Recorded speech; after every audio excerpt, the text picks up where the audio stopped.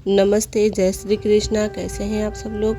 आशा करते हैं आप लोग अच्छे होंगे, स्वस्थ होंगे। मैं भी अच्छी हूँ। आज मैं लेकर आई हूँ एक कहानी औसान मैया की, जो दुख दुरिया की पूजा में सुनाई जाती है। आइए सुनते हैं एक प्यारी सी कहानी। बोलिए औसानी मैया की जय। एक बेटा और एक माँ रहते थे एक घर में। दोनों बहुत गरीब थे।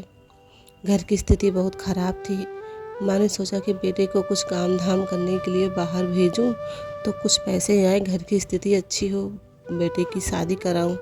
यह सोचकर माँ बेटे को भेज देती है बाहर। बेटा चला जाता है खुशी खुशी बाहर। अच्छा सा एक काम मिलता है उसको। वो पैसे कमाता। महीने में जो भी पैसा मिलता वो अपनी मम्मी के पास पैसे को भेज देता। हर महीने पैसा भेजता। हर महीने लड़के की मम्मी के पास एक माता रानी आती हैं और वो कहती हैं कि हर महीने आप मुझे जो भी आपका बेटा पैसा भेजेगा आप हर महीने मुझे दे दीजिएगा। वो पूछती है पर क्यों? तो कहती है आप बस दे दीजिएगा। वो हर महीने आती और पैसा लेकर चली जाती माता रानी।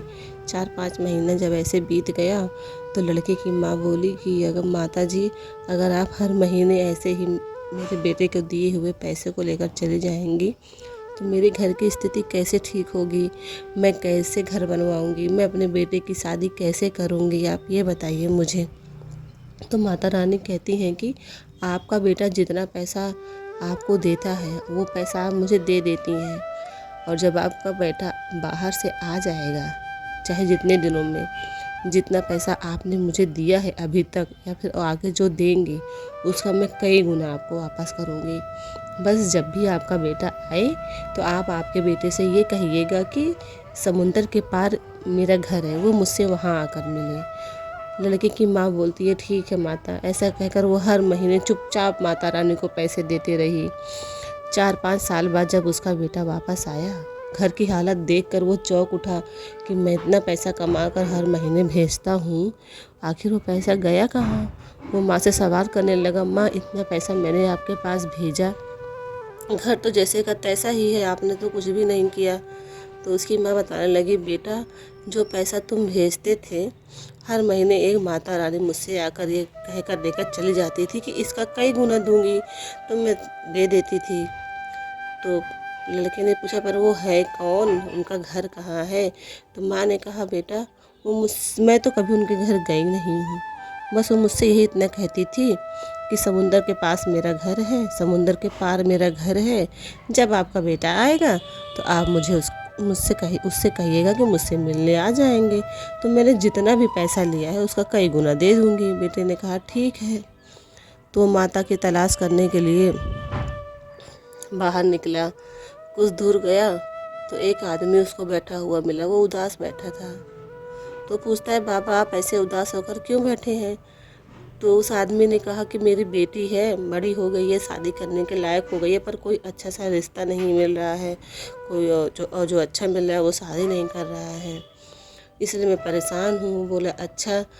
तो बोला कि आप कहाँ जा रहे हो बेटा?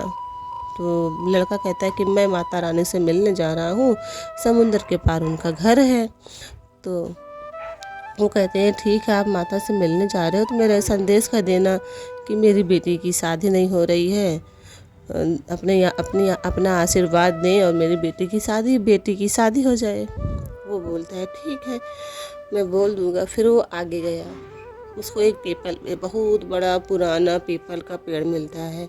वो उसे रोकता है, कहता है बेटा ज़रा रुको, मेरी कई सालों से ना तो मेरे जड़ें बढ़ रही हैं, ना तो मैं बढ़ रहा हूँ, सारी पत्तियाँ सूख जा रही हैं, ज़रा इसको खोद कर ये जड़ों को खोद कर इसमें पानी डाल दो बेटा, तुम्हारी बहुत बड़ा एहसान होगा हमारे ऊपर। लड़के ने कहा ठीक है, मेरे पास टाइम तो नहीं है पर मैं कर देता हूँ।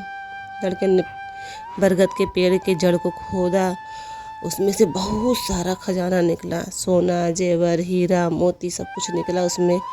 तो उसको साइड में रख के उसने जो है उसमें पानी डाला। बरगद का पेड़ बहुत खुश हुआ, बोला कि धन्यवाद बेटा, आपने मेरा काम किया।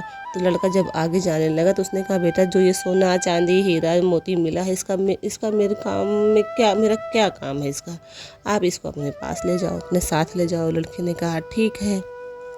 फिर वो और आगे गया तो उसको एक समुंदर मिला जिस पार उस माता रानी का घर था। उस समुंदर में एक बहुत बड़ी मछली थी।